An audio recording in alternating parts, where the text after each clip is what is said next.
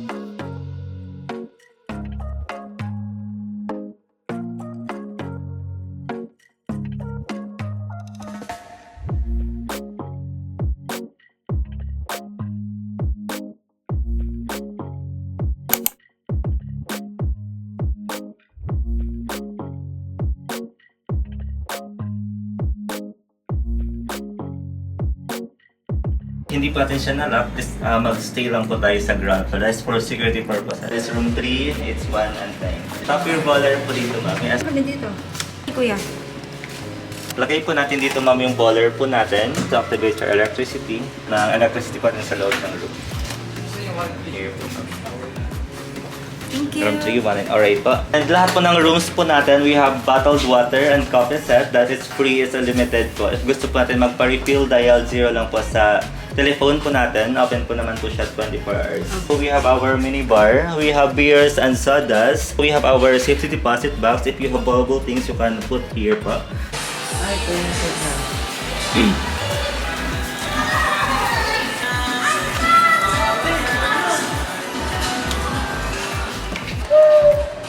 Here po ma'am. And we have door po dito. You can open this one. Ang same lang, may tag-isa.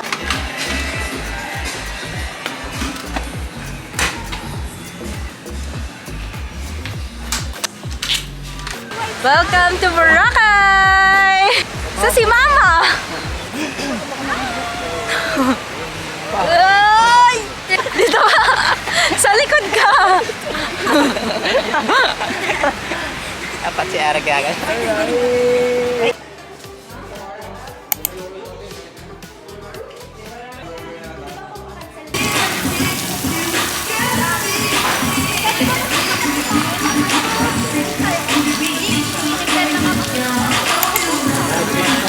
That sums up our day 1. We arrived at the Boracay, checked in at Hue Hotels. By the way, room tour, hotel tour, and review at the latter part. We also had our late lunch at Mang Inasal Station 2. It's one of the most affordable and sulit. Plus, walking distance lang yung Station 2 at Hue Hotels. Then we had some rest, unpacked our things, and we ended day 1 with night swimming at Hue Hotels pool. Now let's move forward to second day.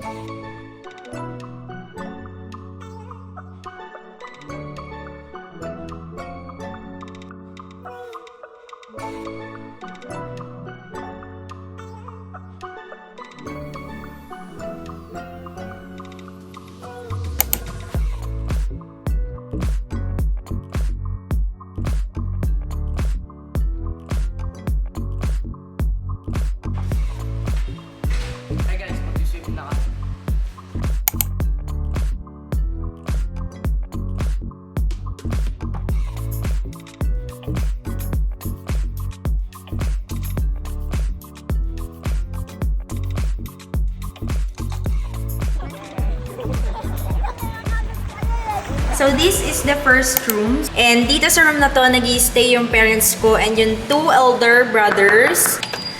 Thanks! And lahat sila nasa baba. Si Mama lang yun nandito. And then si Lee, nandun siya sa veranda. Papakita ko sa inyo yung veranda later. This is connecting room. Ito yung pinaka-first room. Every room here sa Hue Hotel Boracay, they give 2 baller bracelets. One parang pinakagagamitin mo as a key. And then the other one is parang yung pinaka-power or electricity generator. Dito, sa room nila Mama, they have divider. So, magkahiwalay yung toilet. And then, this is their shower room. Naka-separate yung toilet and then yung shower room.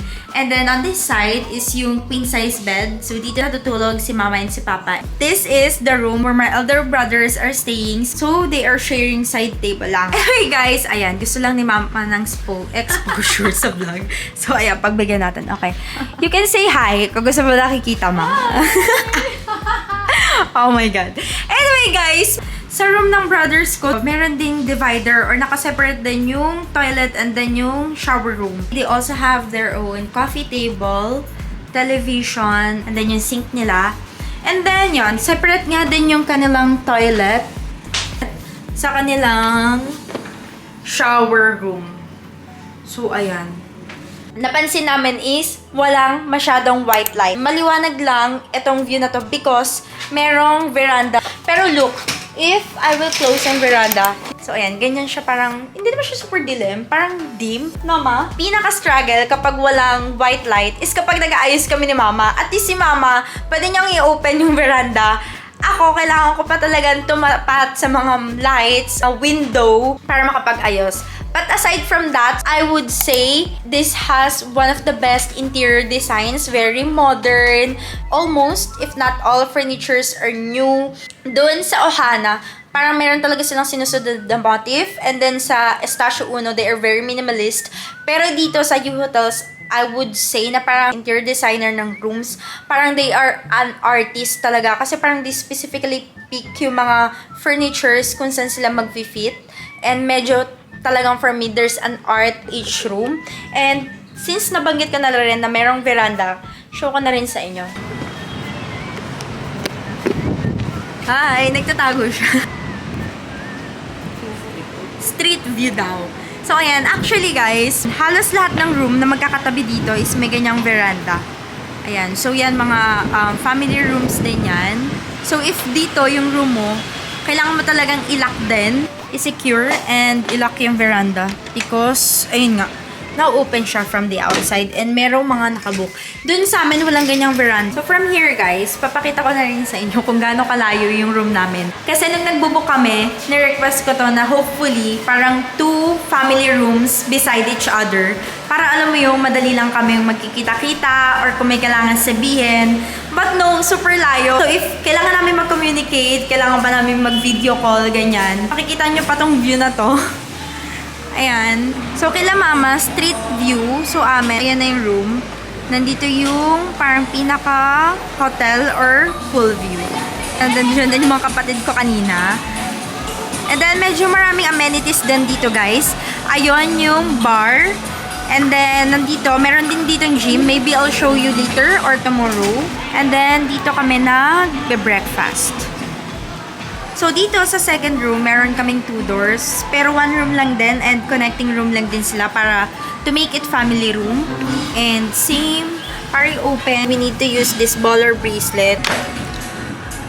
So, this is the first room. So, yung CR nung younger brothers ko is walang divider. So, magkasama lang yung toilet and then yung parang pinaka-shower room nila. And then, dito, they have 2 twin beds. And, ito yung television nila.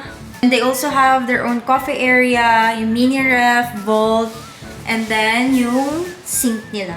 So far, ito yung pinakamaayos and pinakamalinis na room. So, day 2 na. Because, hindi sila masyadong nag-stay dito. Dito lang sila natutulog or nagpe-play ng mobile games or nagsha-shower. Connecting room lang siya. So, eto. From television, nandito na yung door ng room namin. So, this is our room. So, ayan. Dito medyo meron ng gamit at medyo magulo na. We have 1 queen-size bed and then 2 side bed tables. Same lang sa kabilang room. Merong television on the side. Study table. So, like what I said, ito yung pinaka-problem for me sa room na to. The interior and exterior designs are all good, very sophisticated, modern. The problem is, dahil nga walang closet, so parang nag-install lang sila where we can hang yung mga used clothes or yung mga clothes na pwede pa naming gamitin. And then same, may coffee area, mini ref, of course, yung vault, and then yung sink. Yung only difference ng room namin sa room ng mga younger brothers ko sa kabila, on this same room, is that yung CR namin is merong divider. Sa amin, nakahiwalay. So, ito yung parang pinaka-shower room. And then, nakaseparate din yung toilet. So, yeah. That's it for the room tour.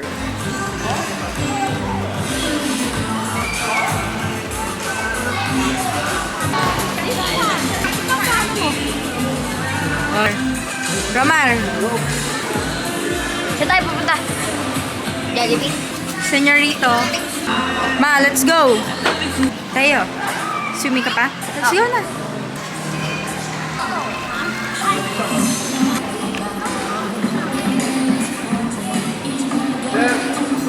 One night pa.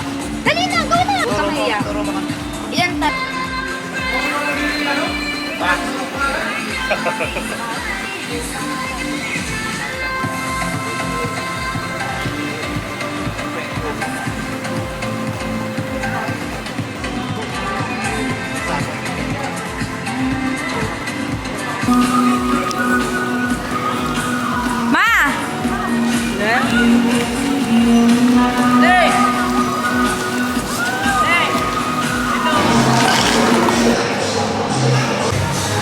Wala, nag-record ka.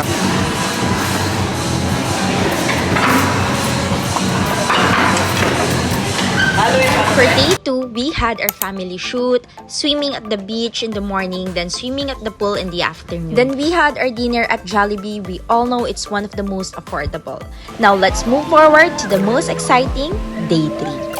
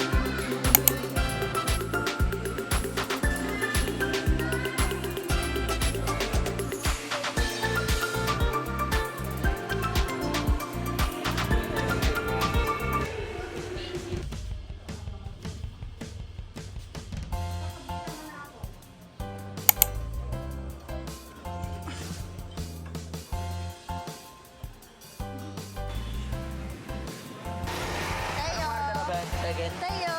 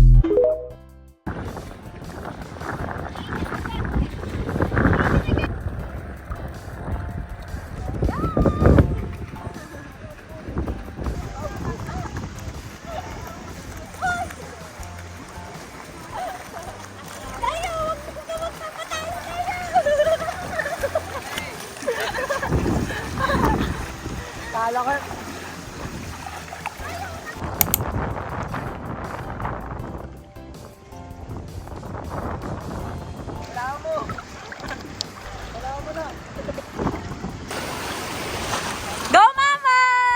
Go, Papa! Hindi na, huwag kang matakot. May life vest ka nga eh. Tapos kasunod nyo pa si Jusel. Lang, hanggang... Kabalansi ka pag lumulubog sa kaliwa, bibigit ka sa kanan.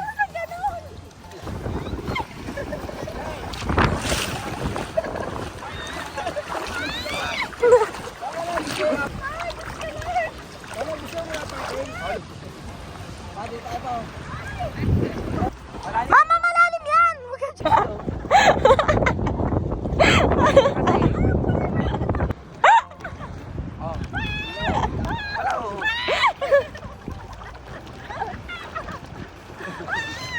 Wala na oh, wala na.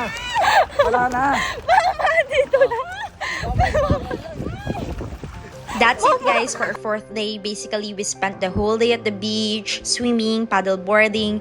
I had no clips but we had dinner at Andox. It's one of the most underrated. Nagsisisi ako na third bora ko pati nila yung liempo nila. So yummy and so affordable. Today is the fifth day and we're just having breakfast. Then we will prep and pack our things na cause we're flying back to Manila. For full review of Hue Hotel, you can read my caption below, and if you have any question, please feel free to comment down. And if you do, don't forget to like, comment, share, and subscribe on my YouTube channel. It means so much to me. I'm honestly hoping that I get to spoil my parents and my family more pa, and I get to share the details with you just in case you wanna spoil your parents or siblings as well. You can get some idea. So that's it guys for today's video. See you on my next one. Bye!